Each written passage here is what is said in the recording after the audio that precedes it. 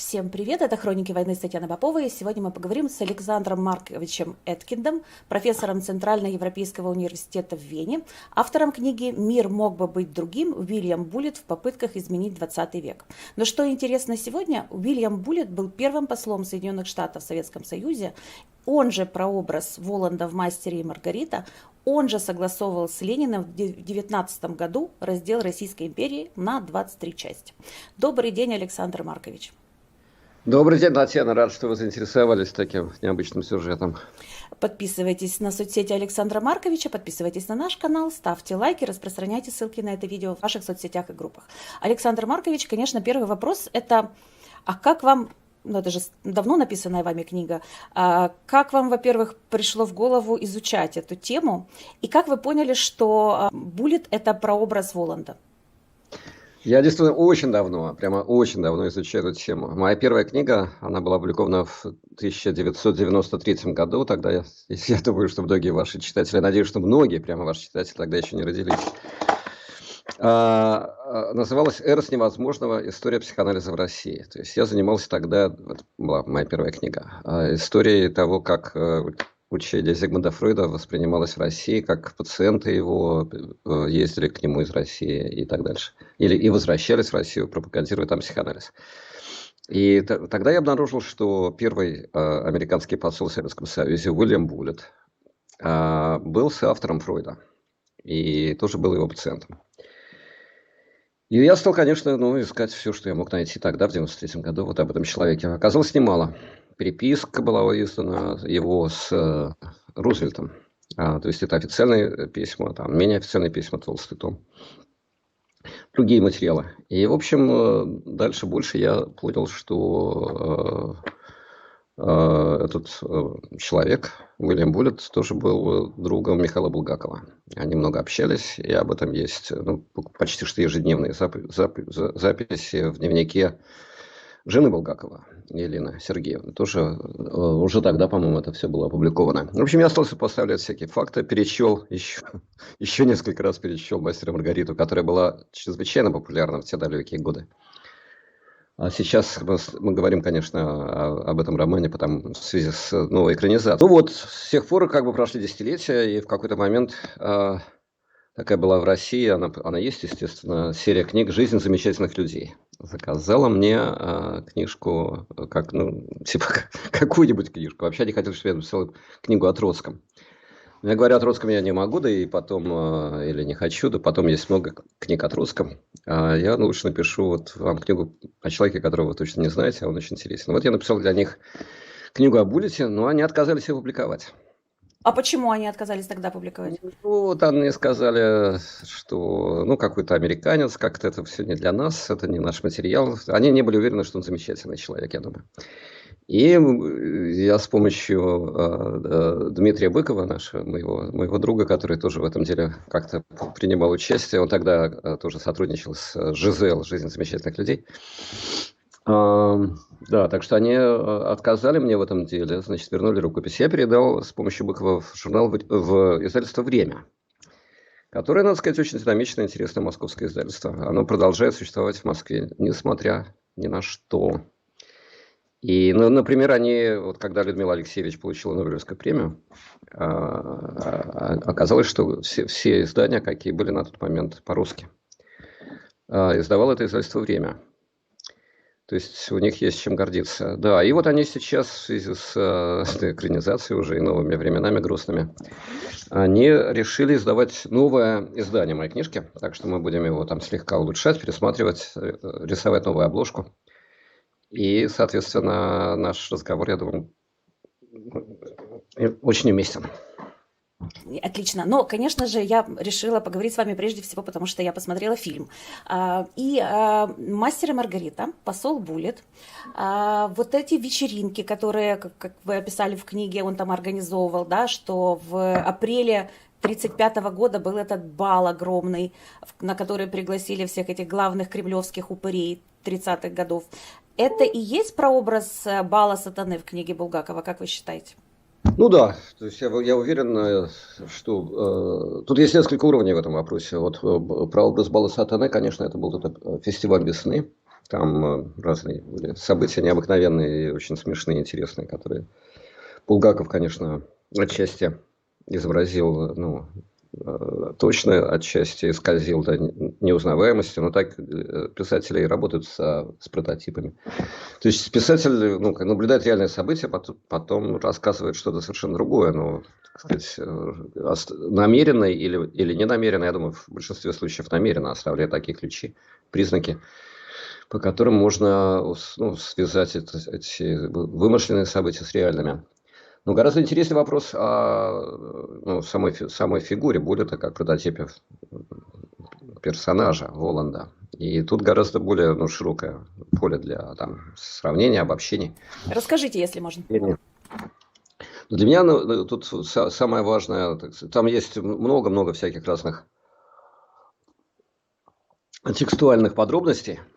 Но главное, что, мне кажется, сегодня тоже наиболее интересно, это структура тех отношений, в которых Воланд состоял с мастером, а Буллет состоял с Булгаковым. Когда Булгаков писал, ну, очередную вот свою редакцию «Мастера и Маргариты», он несколько раз садился, переписывал. Там в первых редакциях вообще не было Воланда. Потом, как раз, когда они стали общаться с Буллетом, он появился. Булгаков был, как говорили позже в таких случаях, в Советском Союзе в отказе. То есть он подал заявление на выезд из страны для лечения. И ему отказали в этом выезде московские власти. Это все продолжалось месяцами, там все это рассматривалось, там надо было ходить в эти конторы, раз его состояние, он действительно болел разными болезнями, его лечили разные врачи, и состояние его, естественно, от всего этого ухудшалось, он нуждался в помощи. Ну и вот в этом состоянии его лечили разные врачи, вплоть до гипнотизера. Он боялся выходить из дома, например, в какие-то моменты. Помимо там множества разных других симптомов. И он писал, не выходя из дома, или очень редко выходя. Находясь в это время в опале, то есть его там пьесы снимались со сцены и так дальше. Выходили всякие разгромные рецензии. И при этом он вот общался с американским послом в Москве, который, конечно, был очень крупной фигурой, сенсационно большой фигурой. Опальный писатель, который общается с американским послом в Москве, представьте. И его свитой, то есть вместе с Буллетом в маленькую квартирку Булгакова приходил Джордж Кеннон, который был его переводчиком и ассистентом, таким типа подмастерьем, апрентис. Потом, Да, есть... Коровьев, да? Или, ну да, наверное. Как ассоциация. Есть как бы такие, значит, признаки, которые их объединяют, но главное, что там у Буллета тоже была свита, и один был долговязый, другой был, значит, скорее толстый и так дальше. И все они были очень могущественные люди, очень талантливые люди. То есть Джордж Кеннон стал потом лидером американской дипломатии во время Холодной войны, классиком сдерживания Советского Союза. Но тогда он, действительно, был, его Буллет из ниоткуда, в общем-то, взял типа переводчиком, хотя сам Кеннон только учил русский язык на тот момент. Да, и вот они ходили, значит, в маленькую квартирку Булгакова, или в другой день Булгаков с женой приходили в Спасо-хаус, вот в котором до сих пор находится официальная резиденция американского посла, там проходят приемы, и вот проходил тот фестиваль весны. И в эти же месяцы сам Буллет занимался совершенно необыкновенными планами. Например, он хотел построить новое здание американского посольства в Москве. То есть они арендовали Спасо-хаус. Да, мы, кстати, должны сказать еще немного о Спасо-хаус. У нас есть видео оттуда, изнутри. И там была такая высокая лестница, на которой, наверное, если мы говорим, что этот весенний бал 1935 года был аналогом балу сатаны, на котором, наверное, встречали гостей, когда они туда прибывали. Особняк, который предстояло занять американским пионерам, некогда был построен московским купцом Николаем Второвым. В революцию собственник сменился на единственно возможного – государство. Витые колонны у камина, львы, агрессивные дверные ручки. А здесь концертный зал. Его пристроили как раз при после Буллете.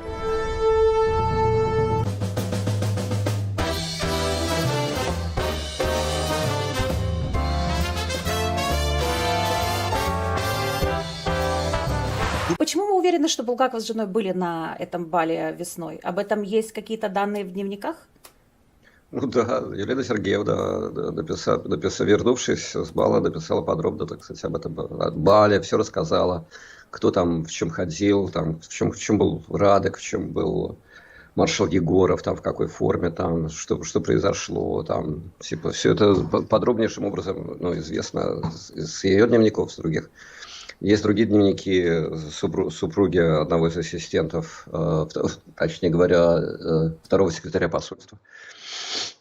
Она была художницей, она писала такой свой художество, она тоже разрисовывала или оформляла вот Спаса Хаус для этого бала, она тоже подробно рассказывала о том, как они, куда они посадили, там был такой, значит, была такая идея, значит, на втором этаже, там такая колоннада и галерея наверху, и в эту галерею, значит, там посадили, значит, попугаев, что ли, где-то они достали целую...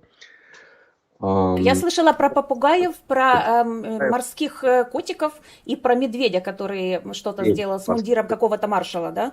Егорова, да. Там были, значит, козлики, где-то, значит, был загон с козликами. Это вот она говорила, что это американка писала, что мы хотели создать маленький колхоз гостиных. Значит, реально там были какие-то березки и козлики. И, значит, вот эти попугаи, которые в какой-то момент, они типа за рыболовной сеткой, они достали рыболовную сетку, значит, за которой, ну, вот эту галерею, значит, загородили сеткой. Попугаи разлетелись в какой-то момент, стали, значит, садиться куда-то в торты там гостям. Значит, и приехал еще дрессировщик Дуров знаменитый, он был приглашен, и он, значит, его просили привезти таких зверей, которые не воняют, или просто привезти зверей там, значит, на прием. А он сказал, ну, так звери обычно воняют. Его просили привезти таких зверей, которые не воняют. В общем, он приехал с медвежатами. Дрессированными медвежата, значит, сначала они хорошо себя вели, а потом они разбежались по гостям. Мне кажется, гости их подпоили, по-моему, какая-то такая была история. Известный своим остроумием Карл Радек, он был главой Коминтерна. Да, и он был во Френче, в Зеленом Френче и в... как они называются, не гольф, а такие высокие такие носки альпийские. Потому что большевики одевались вообще как, значит, как считали нужным. Кто-то считал это военной формой, кто-то, значит, альпийской формой и так далее.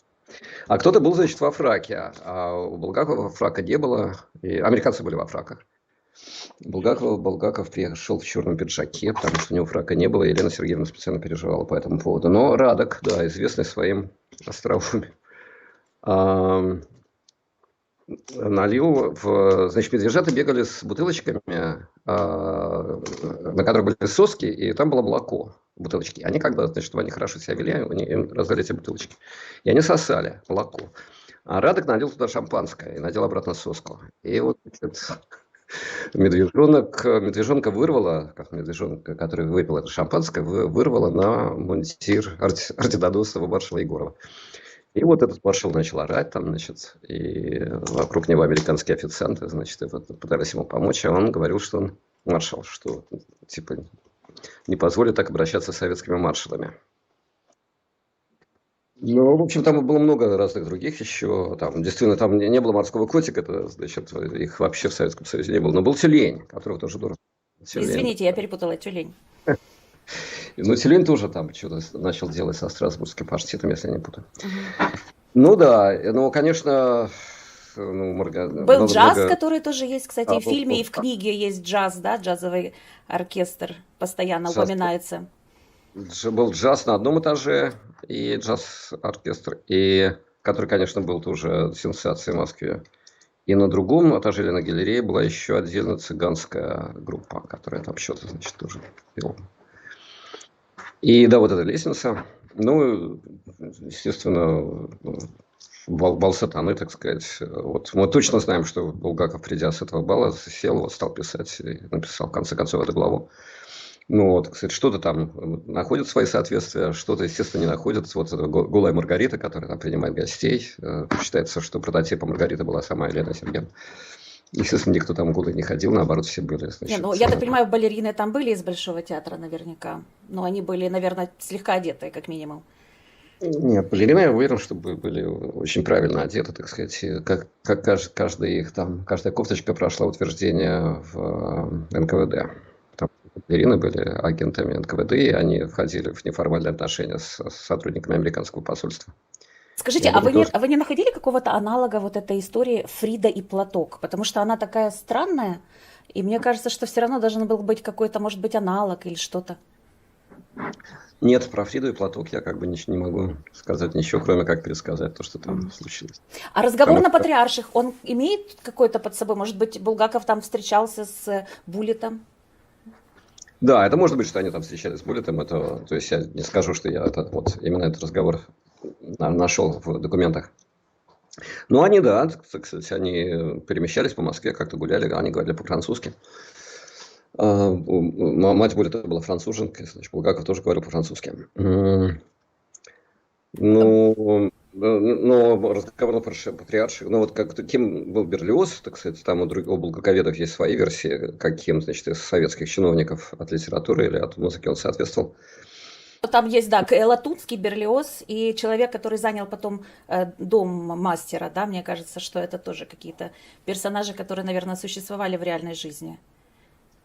Они, наверное, существовали в реальной жизни, но к Буллету, скорее всего, что они отношения не имели, потому что у Буллета не было власти, так сказать, убивать этих самых ну, сталинских стукачей, хотя вот у этого барона, как его, Мейгеля. Мегеля, был прототип, очень высокопоставленный сотрудник Наркомата иностранных дел барон Штейгер, который действительно организовывал всякие там ивенты, писал рапорты на всех, и известно, что его лично ненавидел Буллет. Потому что он там что-то его там, ну, не выполнял обещания и так дальше, или как-то его ограничивал. А Буллет это не любит.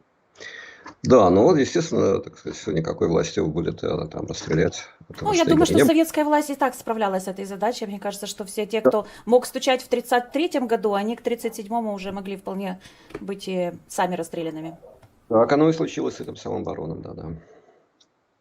А еще интересный вопрос. Буллет должен был вывести, ну, помочь Булгакову выехать, правильно я поняла? А почему не получилось? Был личный запрет Сталина? Булгаков рассчитывал на это, и Буллет, например, познакомил Булгакова с французским послом. Об этом как бы мы знаем точно, и вот они общались тоже. Значит, общались они с турецким послом. Может, на всякий случай, или еще по какой-то причине. Буллет был таким очень социально активным человеком, а Булгаков, наоборот, был очень закрытым и таким. Ну и на тот момент у него появились просто страхи и симптомы. Но оба были писателями. Буллет тоже был писателем. Он написал там роман, один успешный роман, другой неуспешный роман. В общем, он вполне мог оценить творчество Булгакова, о котором он отчасти знал, потому что «Дни Турбиных» были переведены на английский. И в свое время показывала студенческая группа Ельского университета. И Буллет тоже участвовал как-то, значит, в передаче рукописи там что-то. И Буллет ходил 5 раз, он ходил на спектакль «Дни Турбиных» в Амхате. 5 раз в американский посол с этой свитой, значит, с охраной, наверное, не знаю, там, как было с охраной в те годы. Наверное, все-таки какая-то была.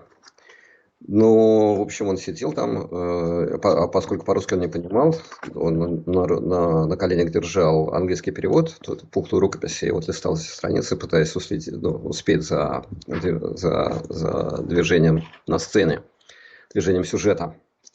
Ну, 5 раз вот так. Я, значит, разговаривал с Булгаковым в кулуарах и так дальше. То есть, ну, даже сегодня, не знаю, как сегодня трудно себе это представить, ну, типа, года 2 или 3 назад в Москве, значит, вот посещение американским послом, ну, какой-то пьесы в каком-то театре, значит, это, естественно, было бы большим событием для автора. Да. Буллит и Ленин. Перенесемся теперь в 1919 год, да, если я не ошибаюсь. И вы у себя в книге пишете о том, что Буллит, ну, в принципе, об этом есть не только у вас в книге, и в Википедии даже есть статья об этом. Буллит предложил Ленину разделить Россию на 23 части, и вроде бы даже Ленин это согласовал. Мы попытаемся найти карту сейчас и демонтировать, но если можно, расскажите мне, что вам известно об этом периоде в жизни Буллита и почему это не произошло. Начало 1919 года – разгар гражданской войны. И ведь, по сути, ни одной.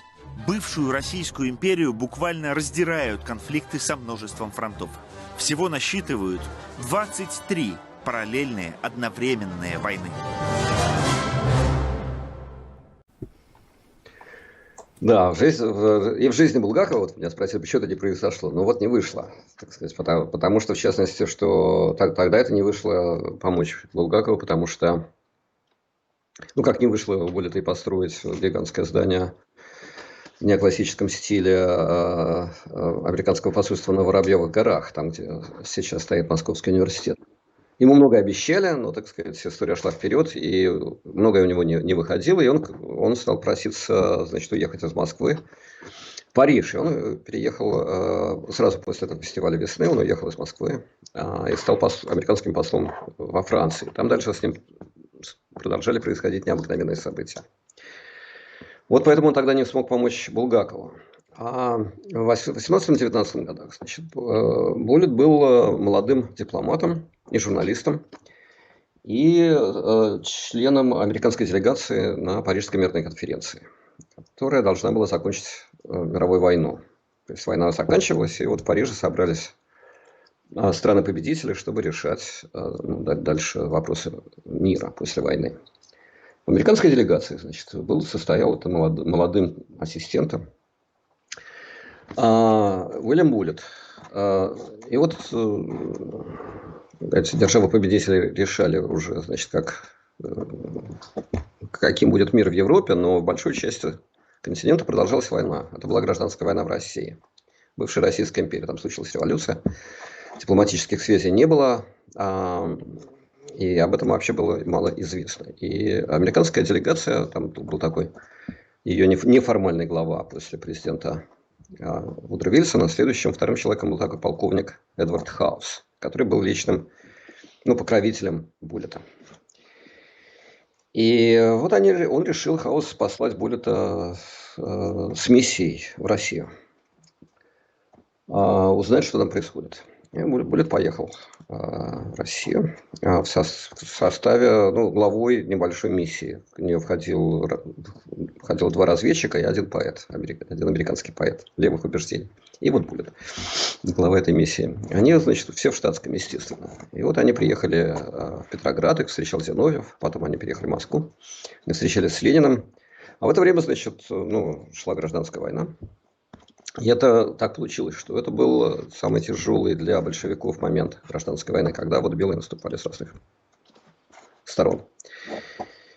И Буллит предложил, да, давайте, значит, установим перемирие и заключим мир, и типа остановим белых таким образом, и признаем существующие границы на основе нынешних линий фронта.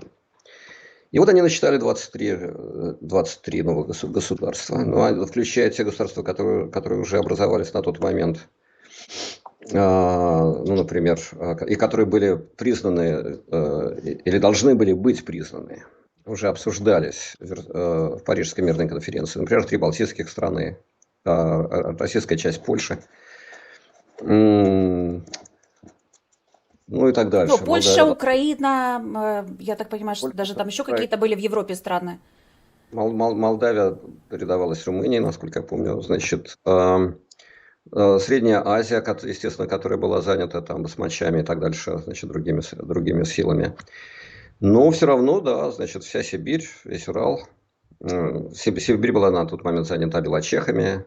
И, в общем, фронты гражданской войны. И в распоряжении большевиков на тот момент оставались 8 губерний. вокруг Москвы и с выходом к Белому и Балтийскому морям. Да, и вот как бы Ленин, да, согласился с таким мирным планом. Буллит считал, что это план мира надолго вперед, который должен был быть утвержден. И с этим, в общем, Ленин тоже согласился на новой мирной конференции, которая должна была состояться в Осло. И туда большевики, да, должны были послать делегацию, потому что в Париже они не были представлены, большевики. Их туда не пустили. А вот туда, значит, в Осло они получили бы таким образом международное признание. То есть американское посольство, которое появилось в Москве в 1933 году, опять же, Буллит его привез туда, оно приехало бы там, допустим, в 2020 году, но только это была бы Россия, которая состояла из 8 среднерусских и севернорусских губерний. Да, и, значит, Ленин обсудил это на Центральном исполнительном комитете ЦИК, там преодолел сопротивление, как он это, значит, преодолевал сопротивление в отношении Брестского договора, и согласился вот с таким предложением. Что они там дальше думали, большевики, что они там вот они подписали бы такого рода соглашение, как бы долго они его выполняли, начали бы они новую войну, или, так сказать, что было бы дальше. Это другой вопрос, его всегда задают, и, естественно, на него ответа нет. Конечно, у них какой-то был там свой план. Но Буллит поспешил в Париж, значит, докладывать о своем успехе. Так сказать, да, действительно, он изменил мир. Это была неслыханная удача для юного дипломата. С письменными документами. И его ждал Вильсон на деловой завтрак, который не состоялся, потому что Вильсон почувствовал себя очень плохо и отменил все встречи на тот день. Возможно, что это был его первый инсульт.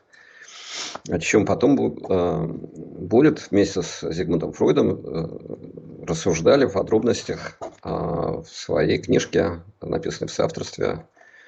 Эта книга была такая психологическая биография Вудро Вильсона. Фройд вообще не писал в соавторстве, очень редко писал в соавторстве, но вот с Буллитом он писал в соавторстве, написал книгу, которая была издана гораздо позже, и там тоже вот все эти сюжеты там тоже довольно подробно изложены. Вообще, в соавторстве между Буллитом и Фройдом. Тоже, мягко говоря, необычная черта биографии Буллита. А как вы считаете, вот если бы Буллиту тогда удалось, вот попал бы к президенту Вильсону и смог бы дальше провести этот план, как бы изменилась ситуация в Европе и в России? Конечно, она изменилась бы радикально. Например, представьте, вот эти Сибирь, значит, была бы во власти смешанных сил, значит, это так называемые белочехи, но реально это были бывшие военнопленные со всей Австро-Венгерской империи.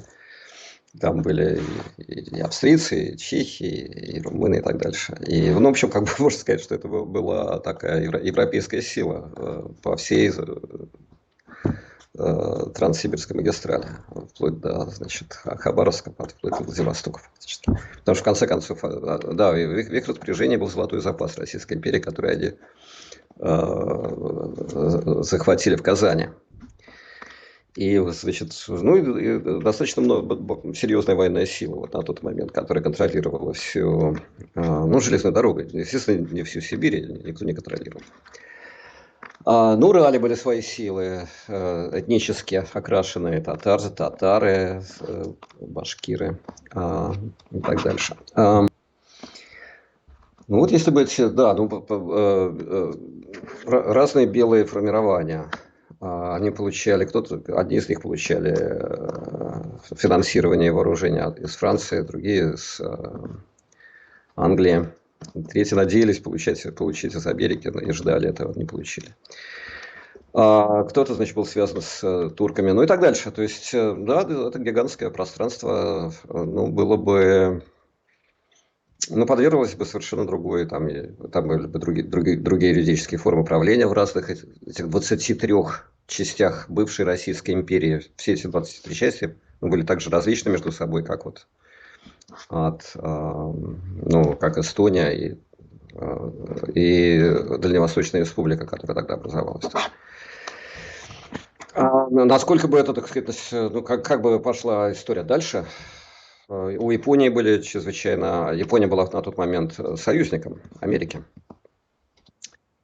и других держав Антанты.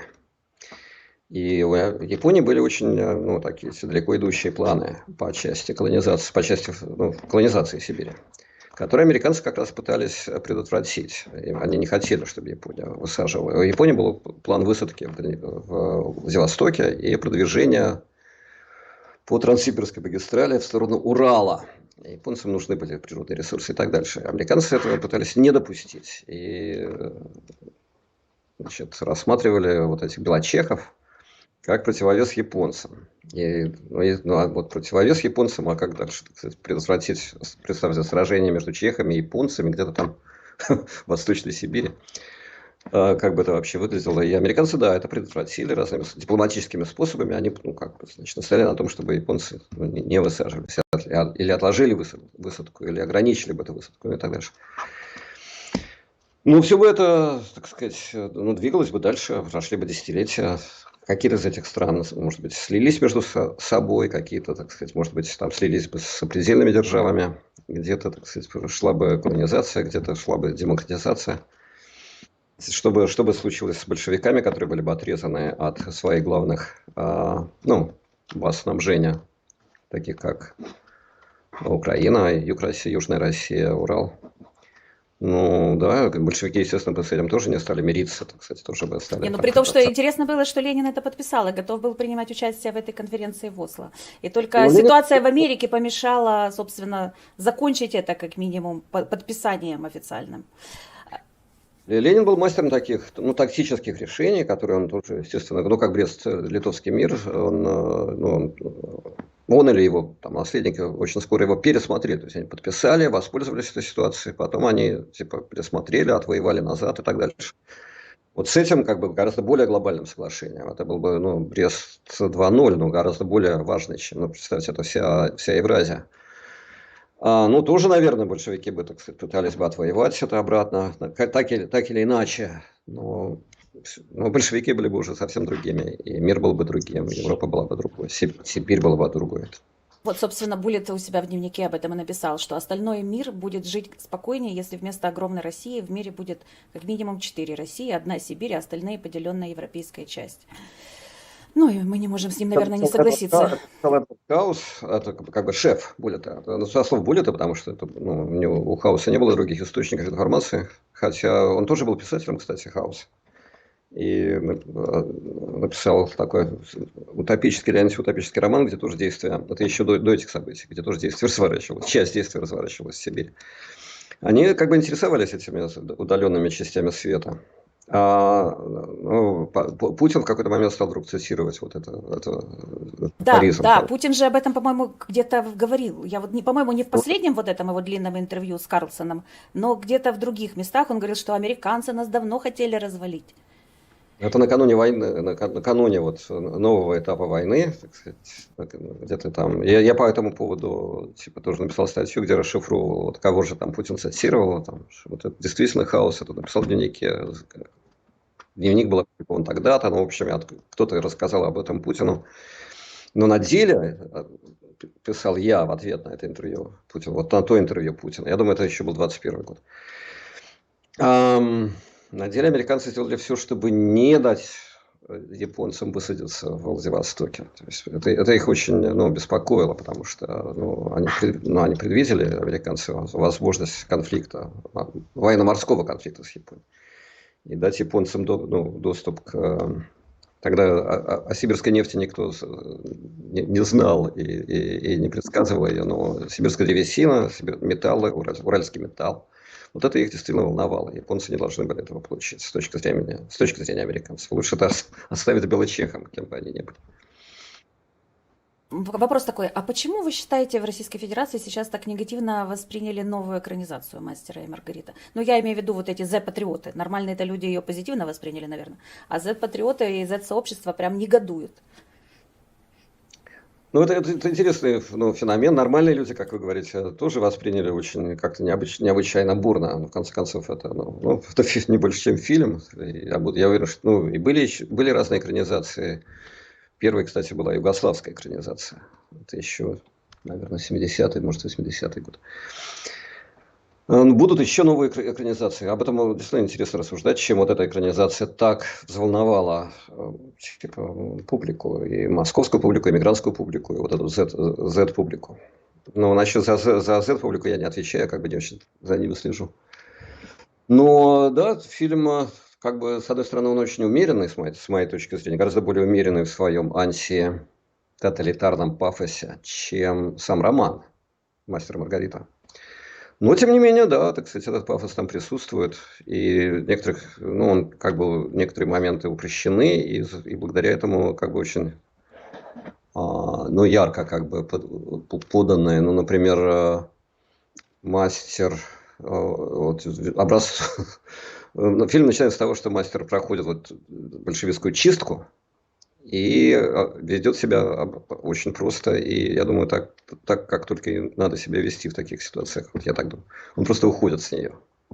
Этого нет в романе. Этого, так сказать, ну, это такая фантазия. Простое такое Вы решение. имеете в виду это заседание Литсовета, с которого он уходит, и говорит, что Которого я он- уже все написал? С которой он просто уходит, да. Потому что в таких случаях объясняться не стоит. Надо просто выходить из ситуации. Он уходит, да, так сказать, он уходит, и потом думает об эмиграции, значит, он уходит в болезнь, уходит в сон, там, уходит в творчество, уходит в смерть, как бы такая история. И она действует действительно на зрителя.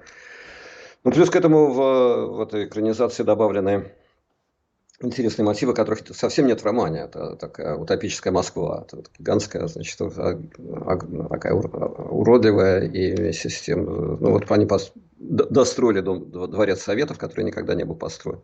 И он по проектам должен был выглядеть совсем иначе, как гигантский небоскреб, который, значит, уходит вверх, и там наверху стояла бы, значит, гигантская тоже величина статуя Ленина, который бы в характерной позе показывал бы, значит, рукой показывал бы будущее. И в голове должна была быть библиотека Советов, а в пальце должен был быть кабинет Сталина.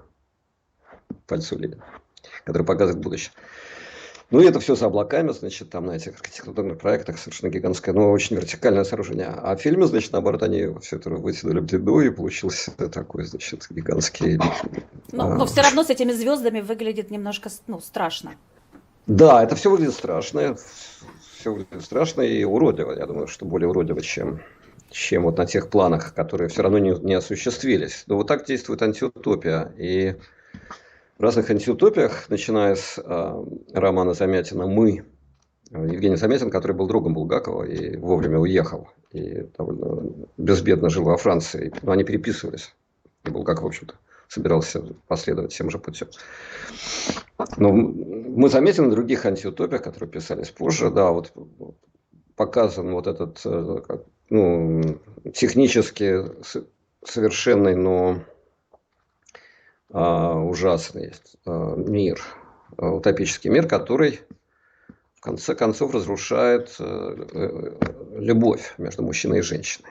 То есть, как бы есть там революционеры, бунтовщики, нонконформисты, но у них не получается. В антиутопических сюжетах обычно так все развивается. А в конце концов получается у влюбленной пары, которые так или иначе мистически или как-то еще, значит, преодолевает этот ужас этой власти. Ну да, и вот этот сюжет, отчасти, я думаю, если действительно на это смотреть всерьез, то он скорее принадлежит Замятину, чем Булгакову. Он как бы тоже встроен, ну, в эту вот экранную версию романа. Как вы сегодня происходящее в Российской Федерации и в области культуры воспринимаете и можете объяснить, почему? Ну, пока вроде как выпускают из страны, мне кажется.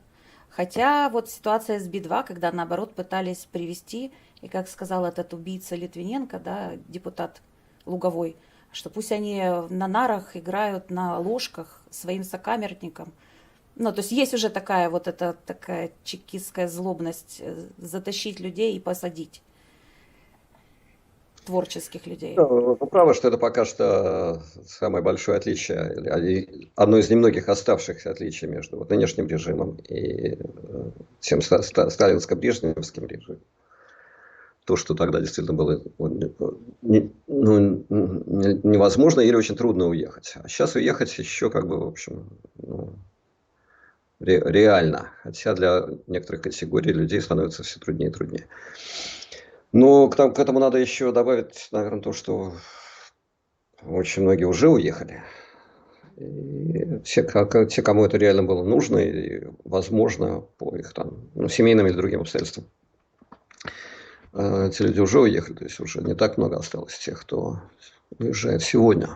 Просто потому что, скорее всего, этот человек уже уехал. Но все равно, да, люди уезжают, и это пока что еще возможно, но в какой-то момент они могут закрыть эту возможность. Посмотрим. Да, мне кажется, что с учеными сложнее ситуация. Вот ученых они, по-моему, точно уже не выпускают. Ну и все, кто имел отношение к безопасности. В общем, кто нужен для постройки ракет, вот, по-моему, этих людей они уже вообще категорически не выпускают. Ну, А, таких людей они никогда не выпускали. То есть это, тех людей, которые имели отношение к секретам и так дальше, или к военной промышленности, они перестали выпускать. Ну, либо после 2014 года, либо даже до вторжения в Украину. каким вы видите дальнейшее развитие Российской Федерации? Ну, я так думаю, что этот план Буллета в конце концов осуществится. И Российская Федерация разойдется на составные части. И, ну, я вам не скажу, когда это случится, я тоже не скажу вам, сколько будет этих составных частей, где пройдут границы, счастливы ли будут эти части, будет ли там новые войны между ними, или хуже нынешней войны уже ничего быть не может. Я так думаю, что, скорее всего, что последнее верно, что главное уже случилось. А все, что будет происходить дальше, это будет последствия той войны, которая идет сегодня. А почему, ну вы же сами говорите, что Запад был всегда против, тогда был против в конечном итоге. И мне кажется, сейчас часто Запад говорит о том, что мы против, а кому же достанется ядерное оружие. Если честно, я сама так считала еще в 16-м, в 17-м, там, в 18-м году. Вот, когда мне кто-то из россиян там рассказывал, что они за свободную Ингрию, я говорила, нет, а как же ядерное оружие, что же вы такое говорите? Вот, а вот после того, что произошло в 22-м, я даже не знаю, что говорить. Ну, вот видите, хорошо, что вы изменили свою позицию, и, может быть, западные лидеры тоже постепенно ее меняют. Да, действительно, Запад всегда, даже в самые худшие моменты, худшие в отношениях между западными державами и Россией моменты, Запад останавливался до того, как заходила речь о разделении Российской империи или вот Российской Федерации. Например, в Крымскую войну XIX века. Ну да, действительно, Россия начала эту войну, значит, Россия потерпела там жестокое поражение. И там были голоса, которые призывали к сотрудничеству с кавказскими племенами, значит, начать новую войну на Кавказе. У России не было уже там войск и флота для того, чтобы подавить ее по-новому. Прежде всего, это были британские военные и политики, которые к этому призывали. Но правительство сменилось, и новое правительство, которое заключало мир после Крымской войны, отказалось от этих планов. То есть, вот идея распада Российской империи, Российской Федерации, мы с вами это видели и продолжаем, в общем-то, видеть, когда читаем новости. Слишком пугает западных политиков. Я думаю, что вопрос не столько ядерное оружие – это один из факторов. Есть много других факторов. Но главный из этих факторов – это масштаб задач, который в таком случае встанет. Это совершенно новая ответственность, новые задачи, которые требуют лидеров другого типа, чем те лидеры, что мы наблюдаем. То есть мы наблюдаем лидеров, которые планируют а, свои действия от кризиса к кризису, так сказать. Вот вот случился кризис, и задача состоит в том, чтобы вернуться к business as usual, к тому состоянию дел, которое предшествовало этому кризису. Такая задача требует лидеров, которые имеют vision, то есть представление о лучшем будущем, за которое стоит бороться. Такие лидеры, я думаю, тоже появятся, хотя, опять-таки, я не скажу, когда. Так, и я не знаю, вы смотрели ли интервью великого историка, как он себя, наверное, считает, Путина Такеру Карлсону, но если вы смотрели, как вы можете прокомментировать то, что вы видели? Я смотрел частями. Ну да, это связано с некоторыми моими научными интересами, которые, отчасти тоже, значит, я занимаюсь политикой памяти, исторической памятью и тем, как вот она связана или не связана с политическими решениями. И у меня на этот счет есть там свои идеи, теории и так дальше. И я думаю, что это интервью показывало, да, полное доминирование политики памяти над всякой другой политикой. Какая там может быть политика еще, там политика безопасности, политика благосостояния, еще какая-то политика. Вот все это как бы ушло перед политикой памяти. Речь не об истории. История-то ладно. Что там он говорил, верно или неверно, это как бы не так важно. Важно то, что, с моей точки зрения, что все остальные политические интересы оказались вытесненными вот этими идеями исторической памяти. То есть сейчас украинские солдаты и русские солдаты гибнут из-за того, вот сегодня, сколько их там погибло, 500-1000. Из-за того, что, по мнению Путина, произошло 800 лет назад или 600 лет назад. Но это не значит, что мы с вами должны сейчас начать рассуждать, что там произошло 800 лет назад.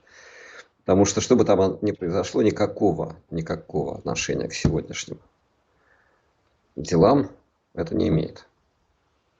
Такер Карлсон даже его, кстати, спросил, что они вырезали из интервью, которое опубликовали на Кремлин.ру. Такер его спросил, а какое это все отношение имеет к сегодняшнему дню.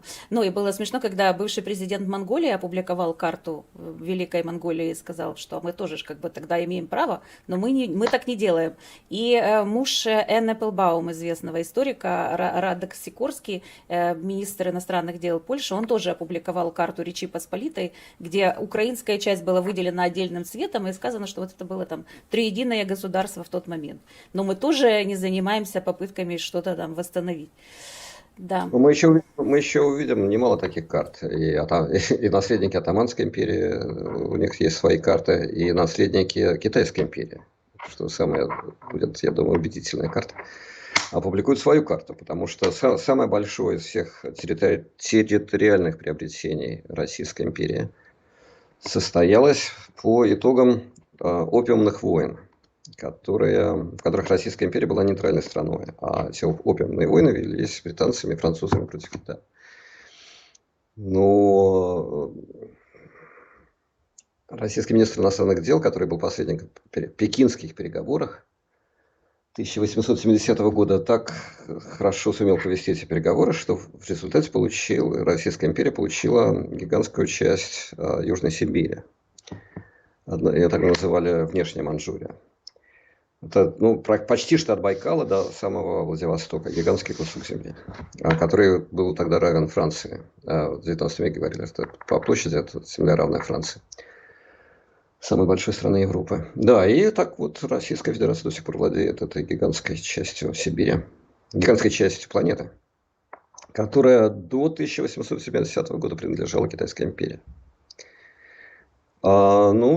Если монголы опубликовали свою карту, там, наверное, еще больше, так сказать, еще большая часть планеты изображена. Но и времена все-таки более давние, намного более давние. Хотя, так сказать, с точки зрения Путина, как бы там вот в этой политике, это такая политика памяти, в которой который не имеет срока давности. Срока давности и избирательно, да, вот это он помнит, а вот уже Речь Посполитую не помнит. То есть у него своя память такая, там, где ему выгодно. Но мне кажется, это все вообще была такая спецоперация, типа, да, давайте я что расскажу, подтвержу, что я... Ну, кроме того, это все предвыборная история. Вот они, оказывается, еще на больших бигбордах по всей России, на цифровых экранах это все транслировали. Это все еще предвыборная технология, мы понимаем. Я не думаю, я, кстати, так не думаю. Я думаю, что он реально в это верит. Он реально верит в то, что вот это все так важно, что все это так нужно, что вот за это проливают кровь, что те люди, которые проливают кровь, они вот этого, они с ним согласны, вот они за это и проливают кровь, свою, чужую. Я думаю, что ему, в принципе, все равно, сколько крови прольется, если это нужно для того, чтобы удержаться у власти и там, рассказать всем о величии России. Это тоже верно, но как бы, есть такие две позиции, что Путин в это играет или что Путин в это верит. То есть я так думаю, что он в это верит. А скажите, вот в Европе у вас, например, там в вашем университете в Вене, как воспринята была вот этот экзерциз? Мой университет уже признан нежелательной организацией, так сказать. Так что понятно, как он воспринят. Но люди, конечно, удивляются и ухмыляются, так сказать, и кто-то воспринимает это с яростью, кто-то с иронией.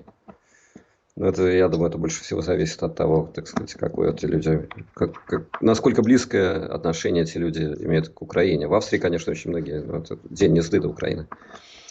И здесь отсюда не кажется, что события далеки. Из Англии или даже из Италии, я думаю, кажется, что они далеки, из Австрии они кажутся близкими. Ну, я не думаю, кстати, что из Италии далеки, из Англии чуть-чуть подальше, но они, тем не менее, нас достаточно хорошо поддерживают. Спасибо вам большое, Александр Маркович. Напоминаю, что это был Александр Маркович Эткинг, профессор Центральноевропейского университета в Вене, автор книги «Мир мог бы быть другим. Вильям Буллит в попытках изменить 20 век». Подписывайтесь на соцсети Александра Марковича, читайте его книги, подписывайтесь на наш канал, ставьте лайки, распространяйте ссылки на это видео в ваших соцсетях и группах. И увидимся завтра. Спасибо вам большое. Спасибо вам.